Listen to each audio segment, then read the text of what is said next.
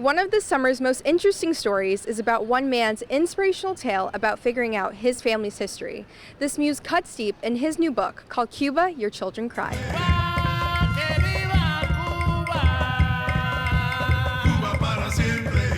Now, this is not your typical Cuban refugee flight story or political revolution saga.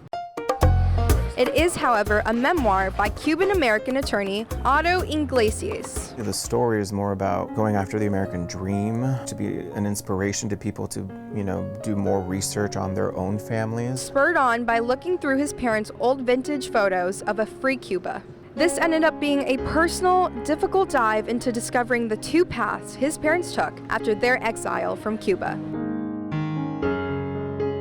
We were older adults before we were even exposed to any of our history and why my dad went to Spain or why my mom went to Haiti from Cuba. So it kind of ignited an interest to find more about my family history. And the reason why I never knew about it growing up is because we were too busy surviving. And my dad worked all the time. My mom was a stay-at-home mom during the day and then went to work at night, and we were left with our grandparents. For years, his parents refused to entertain any thought of returning to their native homeland until Otto lit the flame some 6 decades later. And my dad said, "We'll go to Cuba and castratize."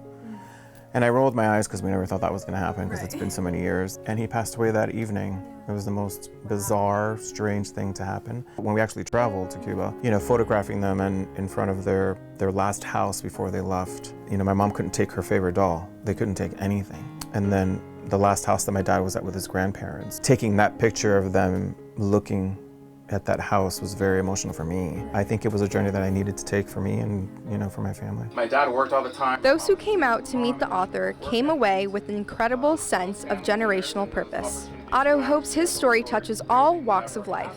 I'm hoping that it's an inspiring book for those that are not immigrants or refugees of other countries to do more research on their families, or that it inspires others to be more adventurous or travel. If you're looking for a great summer read, Cuba, Your Children Cry will touch your heart and take you on a beautiful journey to Cuba. Reporting for Dirty Water Media, I'm Melissa Sapini.